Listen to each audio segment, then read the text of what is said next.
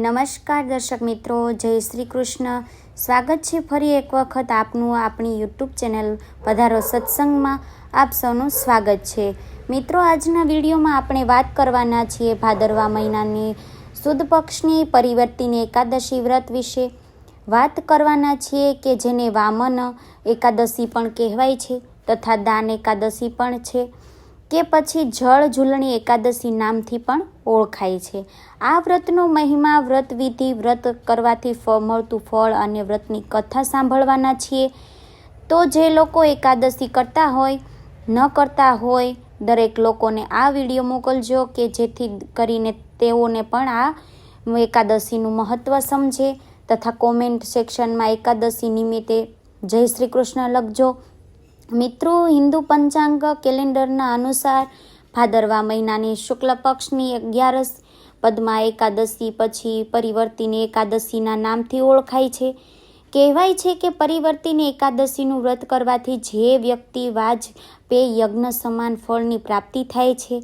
આ એકાદશીના દિવસે ભગવાન વિષ્ણુ વામન અવતારની પૂજા કરવામાં આવે છે અને એટલા માટે આ એકાદશીને વામન એકાદશીના નામથી પણ ઓળખવામાં આવે છે.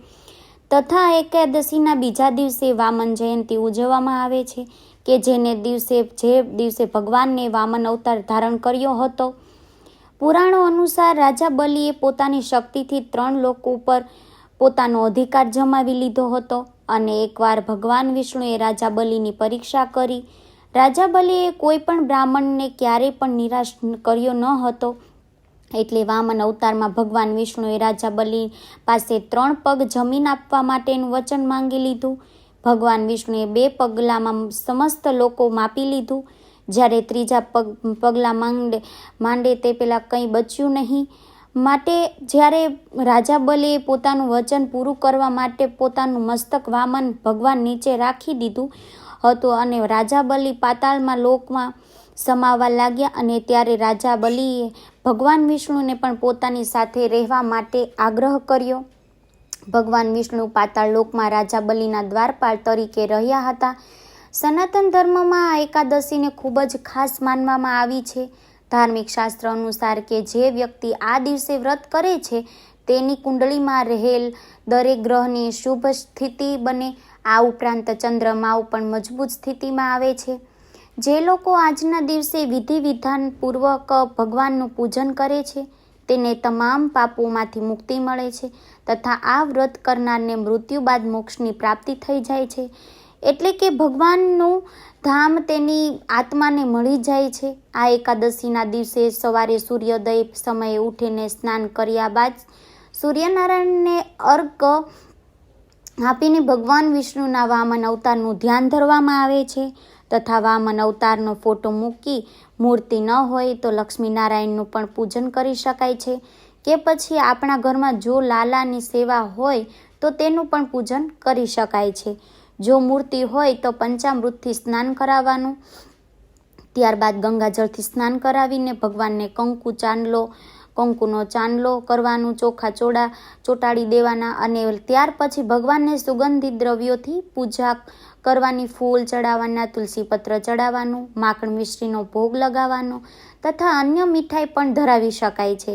એ પછી આ એકાદશીની કથા સાંભળવાની, વાંચવાની અને ત્યાર પછી ભગવાનની આરતી કરવાની, થાળ લગાવવાનો અને સૌ લોકોમાં આપણે જે પ્રસાદ ધરાવ્યો હોય તેનું વિતરણ કરવાનું. આજના દિવસે શક્ય હોય તો ઉપવાસ કરવાનો. ઉપવાસ ન થાય તો ફરાળ લઈ શકાય છે. પછી ફરાળ લઈને પણ વ્રત ન કરી શકે તો આપ એક ટાઈમ ભોજન લઈ શકો છો કે જેમાં એટલું ધ્યાન રાખવાનું કે આજે ચોખાનું સેવન કરવાનું નહીં. અને જે લોકો વ્રત ન કરતા હોય તે લોકો પણ આ વાતનું ધ્યાન રાખે કે પછી ભગવાન વિષ્ણુના પંચાક્ષર મંત્ર એટલે કે ઓમ નમો નમઃ ભગવતે વાસુદેવાય એ મંત્રની માળા કરવાની. જો આપણી પાસે તુલસીની માળા હોય તો તેનાથી જાપ કરવો વધુ ઉત્તમ છે. એ ન હોય તો બીજી માળા પણ ચાલે. એ સિવાય શ્રી કૃષ્ણ શરણમ ઓમ વિષ્ણુ નમઃ ઓમ નમો નમઃ નારાયણ શ્રી શિવાય નમસ્તુભ્ય કોઈ પણ મંત્રની આપ માળા કરી શકો છો. વધુ સમય હોય તો ભગવાનના પાઠ પણ કરવા શ્રીમદ ભાગવતનો પાઠ, વિષ્ણુ સહસ્ત્ર નામ, શ્રી વિષ્ણુ ભગવાનની 108 નામાવલી, શ્રી કૃષ્ણ ભગવાનની 108 નામાવલી, કૃષ્ણાષ્ટ, દામોદર સ્ત્રોત પણ કરી શકો છો. આ એકાદશી વિશે આપણા શાસ્ત્રોમાં એવું પણ લખ્યું છે કે આજના દિવસે દાન કરવાનું ઉત્તમ મહત્વ છે. એટલે આ એકાદશી દાન એકાદશીના નામથી પણ ઓળખવામાં આવે છે. જો આપ આજના દિવસે ચોખા, ખીર, એક પછી દૂધ, દહીંનું દાન કરો છો તેને ઉત્તમ દાન માનવામાં આવ્યું છે. આ સિવાય બીજી કોઈ પણ વસ્તુનું યથાશક્તિ દાન કરી શકો છો. ગાયને લીલું ઘાસ ખવડાવી શકો છો. પશુ પક્ષીને ખવડાવવું જોઈએ કે પછી ગરીબને, જરૂરિયાતમંદ લોકોને દાન કરવું જોઈએ. જે લોકો આ એકાદશીનું વ્રત નથી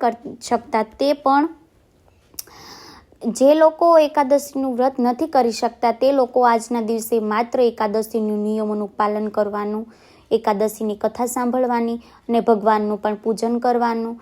ઉપવાસ ન કરી શકો તો કંઈ વાંધો નહીં. જે લોકો આજના દિવસે કાંઈ પણ ન કરી શકે તે લોકો આજના દિવસે માત્ર વિષ્ણુ સહસ્ત્ર નામ અને વામન અવતારની કથા ખાસ સાંભળે. જો તે પણ સાંભળે છે તે લોકોને પણ એકાદશીનું પુણ્ય ફળ મેળવવાનો ભાગીદાર બની જાય છે. રાત્રે થઈ શકે તો ત્યાં સુધી જાગરણ કરવાનું, સત્સંગ, ભજન, કીર્તન કરતાં કરતાં એકાદશીનો દિવસ પસાર કરવાનો. બીજા દિવસે સવારે વ્રતના પારણા કરવાના. પારણા કરતા વેળાએ આ વ્રતમાં આપણાથી થયેલી ભૂલચૂકની ભગવાન પાસે માફી માંગવાની તથા ભગવાનને પ્રાર્થના પણ કરવાની કે મેં આપનું આ એકાદશીનું વ્રત કર્યું છે, શ્રદ્ધાપૂર્વક સેવા આપની કરી છે, તો મારી સેવા પૂજાનો આપ સ્વીકાર કરજો. જો આ વ્રતમાં ભૂલચૂક થઈ હોય તો ક્ષમા કરજો તથા આ એકાદશીના ફળ સ્વરૂપે મને બીજું કંઈ પણ જોતું નથી. આપ બસ મને ચતુર્ભુજ સ્વરૂપના દર્શન થઈ જાય એ જ માત્ર મારી ઈચ્છા છે. જે મને મનુષ્ય અવતારમાં આપના દર્શન થાય, મારી એ જ મનોકામના છે. તો આપ એકાદશીના ફળ સ્વરૂપે મારી તે ઈચ્છા જરૂર પૂર્ણ કરજો. ભગવાનના દર્શન કરવાની ના હોય તો આવી શકે. આવી રીતે સાચા મનથી, સાચા ભાવથી જે લોકો એકાદશીનું વ્રત કરે છે, ઉપવાસ કરે છે, કથા વાર્તા સાંભળે છે તેને એકાદશીનું વ્રત અવશ્ય મળે છે. તો આ રીતે એકાદશીનું વ્રતની વિધિ છે તથા વ્રત કરવાથી ફળતા ફળની વાત કરી. હવે આપણે એકાદશીની વ્રતની કથા સાંભળીશું. તો આપ સૌ લોકો પણ મારી સાથે હાથમાં ચોખા રાખી કે પછી ફૂલ રાખીને આ એકાદશીની કથા સાંભળવી. મનમાં ભગવાનનું ધ્યાન કરવાનું, શ્રી કૃષ્ણ શરણમ કે પછી ઓમ નમો ભગવતે વાસુદેવાય નમઃનો મંત્ર બોલવું. બોલે શ્રી વિષ્ણુ ભગવાન કી જય, વાનમ ભગવાન કી જય. અંતશ્રી ભાદરવા સુધી પરિવર્તિની એકાદશી વ્રત કથા ધર્મરાજા યુધિષ્ઠિરે ભાદરવા માસના શુક્લ પક્ષમાં આવતી એકાદશીનું મહાત્મ્ય જાણવા માટે ભગવાન શ્રી વિષ્ણુ પાસે ઈચ્છા દર્શાવી. ત્યારે શ્રી કૃષ્ણ બોલ્યા કે હે કુંતી પુત્ર, ભાદરવા સુદ એકાદશીને વામન એકાદશી તરીકે પણ ઓળખવામાં આવે છે. આ એકાદશીના દિવસે ભગવાન વિષ્ણુ પડખું ફેરવે છે, આથી તેને પરિવર્તિની એકાદશી પણ કહેવામાં આવે છે. હવે તેના મહાત્મ્યની કથા હું તમને કહું છું, ધ્યાનથી સાંભળો. પુરાણ કાળમાં બલિરાજા નામનો એક દાનવ થઈ ગયો. એ દાની સત્યવાદી તથા બ્રાહ્મણોનું ભલું ઈચ્છવાવાળો હતો. તે કાયમ તપ, યજ્ઞ, ઓમ, હવન, પૂજન કરતો અને તેને મારો પરમ ભક્ત અને નિત્ય મારી પૂજા પણ કરતો હતો. પોતાની ભક્તિના પ્રભાવે તેણે સ્વર્ગનું રાજ્ય પણ પ્રાપ્ત કર્યું હતું. આથી દેવો માટે એ શત્રુ રૂપ હોવાથી દેવતાઓને ભગવાન વિષ્ણુને તેના ત્રાસમાંથી છોડાવવાની વિનંતી કરી. આથી ભગવાન વિષ્ણુએ વામન રૂપ ધારણ કરીને તેને છેતર્યો હતો. શ્રી વિષ્ણુ વામન રૂપ ધરીને તેના આંગણે ભિક્ષા માંગવાને ગયા. એમણે બલિરાજા પાસે આ 3 ડગલા જમીન માંગી અને બલિરાજાએ તે આપવા માટે વચન પણ આપ્યું. શ્રી કૃષ્ણે પોતાનું વિરાટ સ્વરૂપ ધારણ કર્યું. તેમનું એક પગલું ભૂલોકમાં જાંઘો, ભુવનલોકમાં કમર, સ્વર્ગલોકમાં પેટ, બ્રહ્મલોકમાં અને હૃદય, જનલોકમાં કંઠ, તપલોકમાં અને મુખ, સત્યલોકમાં તેમનું આવું વિશાળ અનેક ભયાનક રૂપ જોતા જ દેવો તેમની સ્તુતિ કરવા લાગ્યા. શ્રી વિષ્ણુએ એક ડગલાથી આખી પૃથ્વી, બીજા ડગલાથી ત્રિલોક માપી લીધું અને ત્યારબાદ બાકી રહેલું ત્રીજું ડગલું ક્યાં મૂકવું આવો સવાલ બલિરાજાને કર્યો.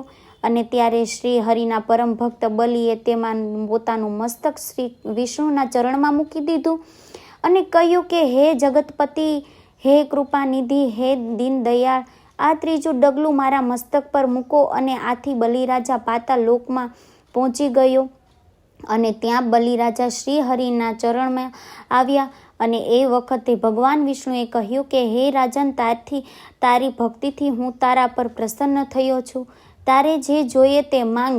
બલિરાજાએ બે હાથ જોડીને કહ્યું કે હે પ્રભુ, મને કાયમથી માટે આપના શરણોમાં જગ્યા આપો. અને વિષ્ણુ ભગવાને તેને કહ્યું કે હું સદાય તારી પાસે જ રહીશ. અને શ્રી વિષ્ણુ ભગવાને કાર્ય ભાદરવા સુદ એકાદશીના દિવસે કરેલું હતું. અને આ તે દિવસથી શ્રી વિષ્ણુ ભગવાને એક મૂર્તિ બલિરાજા પાસે અને બીજી જે ક્ષીરસાગરમાં રહે છે, જે રાજન આ એકાદશી કરનારને તથા તેનું મહાત્મય વાંચનારને અને સાંભળનારને 1000 અશ્વમેઘ યજ્ઞનું પુણ્ય ફળ મળે છે. તો આ રીતે સ્વયં શ્રી કૃષ્ણ ભગવાને યુધિષ્ઠિરને આ એકાદશીની કથા સંભળાવી કે જે આપણે આજે સૌ લોકોએ સાંભળી કે લોકો એકાદશીનું વ્રત કર્યું હશે તેને આ કથા સાંભળીને એકાદશીનું સંપૂર્ણ ફળ મળી જશે. અને જે લોકો વ્રત નથી કર્યું તે માત્ર આ કથા સાંભળી છે તેને પણ એકાદશીનું પુણ્ય ફળ મેળવવાનો ભાગીદાર બની શકે છે. બોલે શ્રી વિષ્ણુ ભગવાન કી જય, વાનમ ભગવાન કી જય, એકાદશી માત કી જય. તો આવતીકાલે વામન એકાદશી, વામન જયંતિ છે, તો આપણે વામન જયંતિની કથા પણ સાંભળીશું. તો આપ સૌ લોકો મારી સાથે સાંભળજો. તો આ વિડીયો પસંદ આવ્યો હોય તો લાઈક કરી શેર કરજો તમારા મિત્રોને. અમારી ચેનલમાં આવા અવનવા વિડીયો મળી શકે તો સબસ્ક્રાઈબ કરવાનું ભૂલતા નહીં, કે જેથી કરીને આ જ વિડીયો તમને તમારા મિત્રો સુધી પહોંચાડજો કે તેઓને પણ આ સંપૂર્ણ માહિતી મળી શકે. જય શ્રી કૃષ્ણ. ધન્યવાદ.